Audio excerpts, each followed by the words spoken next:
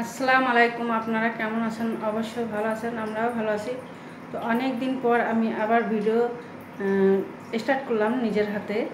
তো আমার ছোটো মেয়ে এতদিন ভিডিও বানাইতো আর আমিও থাকতাম ভিডিওতে। ও ভিডিও করে দিত, ক্যামেরা করে দিত আর কি, এডিটও করেও। তো আজকে আমি এখন রান্না বান্না করব, কি করি আপনাদের সাথে আমি শেয়ার করব। আপনারা আমার রান্না বান্না।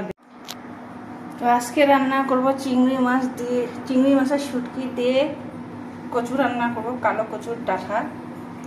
আর রান্না করব শিং মাছের ভুনা।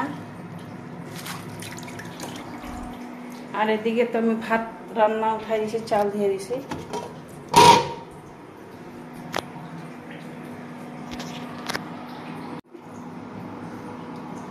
কড়াইটা গরম হয়ে গেছে, তেল দিয়ে দিই।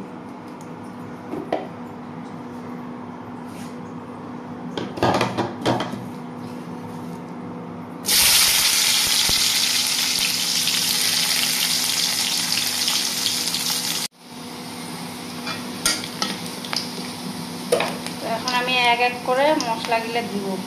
কাঁচামরিচ বাটা দিব একটু বেশি পরিমাণ দিব, নাহলে কচুটা নিতে দেবো। আদা বাটা দিচ্ছি, রসুন বাটা দিব।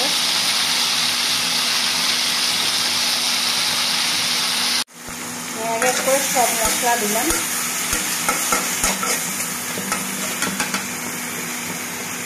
গরম পানি দিচ্ছি মশলা কষানোর জন্য। আসলে আমার ভাতের পানি আমি উঠাই দিয়েছিলাম, গরম পানি, সেখান থেকে একটু পানি উঠাই নিয়েছি, পানি বেশি ছিল, এই জন্য এই গরম পানিটা এখানে মশলা কষানোর জন্য দিলাম। আর এদিকে আমার ছোট মেয়ে চটপটি খাবে, চটপটি রান্না করতে বলছে। ওই যে মটর ডাল ভিজাই দেওয়া হয়েছে রাত্রে।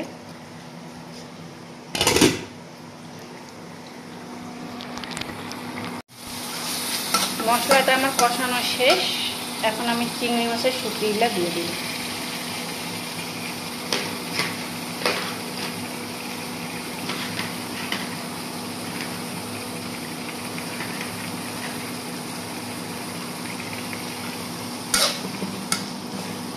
এগুলা ভালো করে আমি চিংড়ি মাছের শুটকিটা একটু কষাই নিব। শুটকিগুলো আমার ভালো করে কষানো হয়ে গেছে, এখন আমি কচুর ডাঁটাগুলা দিয়ে দিব। আমি ধুয়ে রেখে দিছিলাম।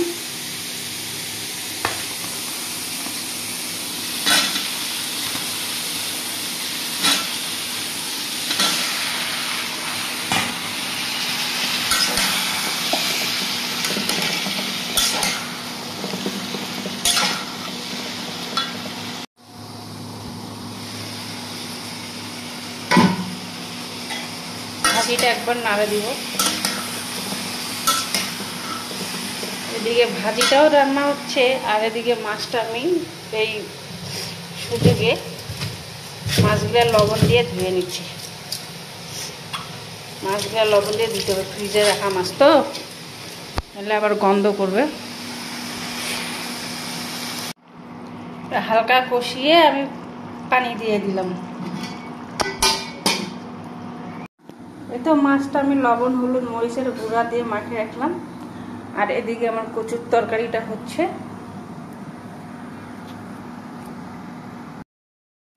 তো আমার রান্না ততক্ষণে হোক, আমি আপনাদের সাথে কিছু কথা বলি বসে বসে। আসলে আমি এখন একা, আমার দুই মেয়ে। আপনারা যারা আমার ভিডিও দেখেন অবশ্যই জানেন, আমার বড় মেয়ের কিছুদিন আগে বিয়ে হয়েছে, এই 3 মাস হচ্ছে বিয়ে দেওয়ার। আর ছোটো মেয়েটা, আর আমার সঙ্গে আমার মা থাকে।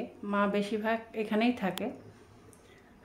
আর একা একা ভাল লাগে না মেয়েকে বিয়ে দেওয়ার পর। ছোটো মেয়ে স্কুলে যায়। তো আমি এখন বসে আছি ড্রয়িং রুমে, রান্না করতেছি, একা একাই বসে আছি। এইটা হচ্ছে আমার শোকেস। আগে এখানে আমার একটা স্টিলের শোকেস ছিল, সেই শোকেসটা আমি সরাই দিয়ে আমার এই শোকেসটা বানাই নিছি। আমার অনেক দিনের স্বপ্ন ছিল যে আমি একটা ছোট্টখাটো শোপিসের শোকেস বানাবো।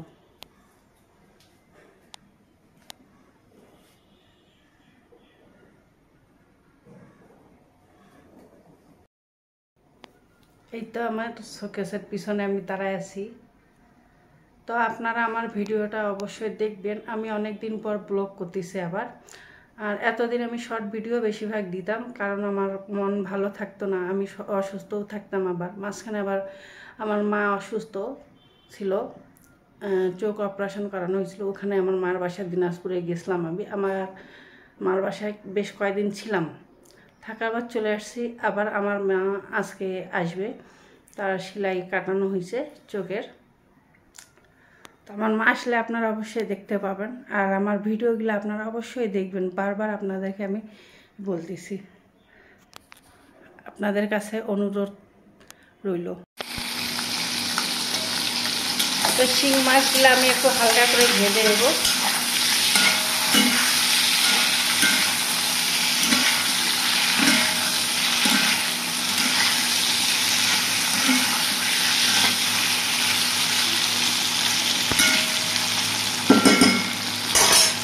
আর এই কচুর তরকারিটা এরকম হচ্ছে, কালার দেখেন সুন্দর হয়েছে কালারটা।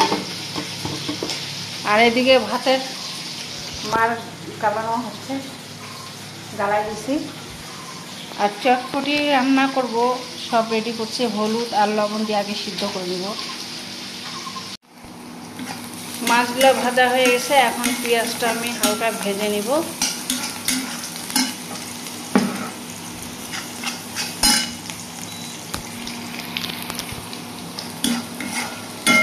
আমি এবার মানুষের মতন অনেক কথা বলতে পারি না ভিডিও করতে করতে, কারণ রান্না করা আর ভিডিও এক হাতে বানানো আবার গল্প করা, হ্যাঁ, অনেকটা ব্যাপার হয়ে যায়। এই জন্য আমি আস্তে আস্তে থেমে থেমে কথা বলি আর কাজগুলো আপনাদের সাথে শেয়ার করি। তা হালকা ভেজে নেওয়ার পরে মশলাগুলো দিয়ে দিব।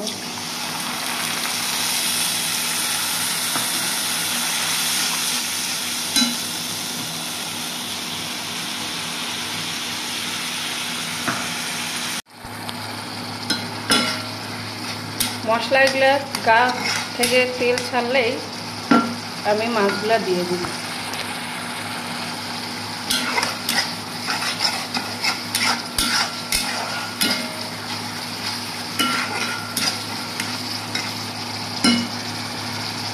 তেল ছাড়া শুরু হয়েছে, এখন আমি মাছগুলো দিয়ে দিব।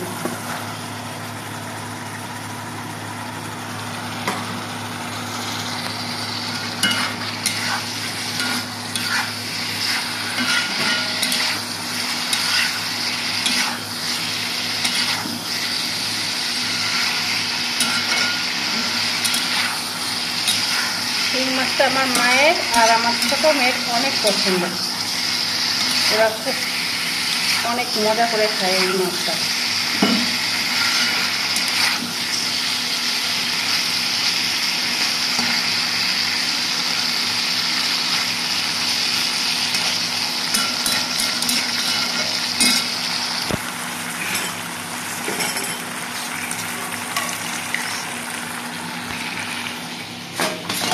হালকা পানি দিয়ে দিব মাছের ভিতর মশলাগুলো ঢোকার জন্য।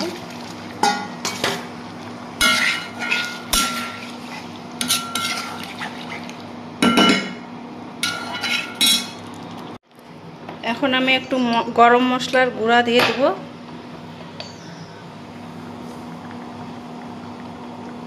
একটু পানিটা খাইয়ে নিলে আমি নামাই নেব। এই তো আমার মাছ রান্না শেষ, রান্না শেষ আজকের মতন। তো আবার আপনাদেরকে আমি আরেকবার শেয়ার করে দিই। আজকে আসলে আমি কথা বলতে পারতেছি না, কথাগুলো এলোমেলো হয়ে যাচ্ছে। তো এই যে শিং মাছের ভুনা আর চিংড়ি মাছের শুটকি দিয়ে কালো কচু আর সাদা কচু দিয়ে রান্না, মানে সবুজ কচু। আর এদিকে এখন আমি চটপটিটা সেদ্ধ করতে বসাই দিব। ধীরে ধীরে সিদ্ধ হবে।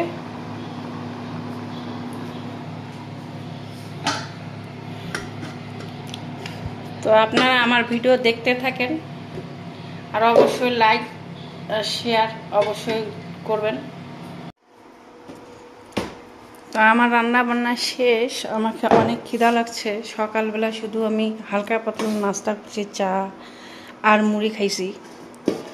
এখন আমি সকালের ভাত ভাজা আছে, তো ভাবতেছি এটা খেয়ে নিব এখন দুপুরের খাওয়া।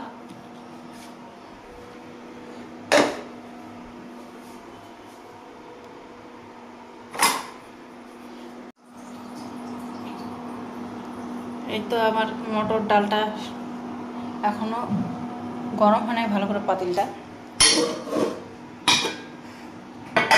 তো আমি কচুটা দিয়ে ভাতটা খেয়ে নেব।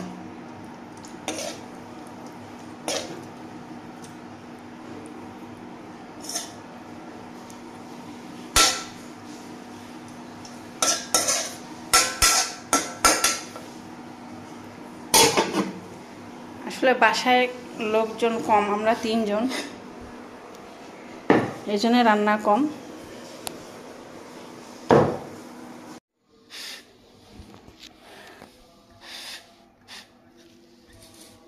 এখন আমি ভাত খাবো একা একা।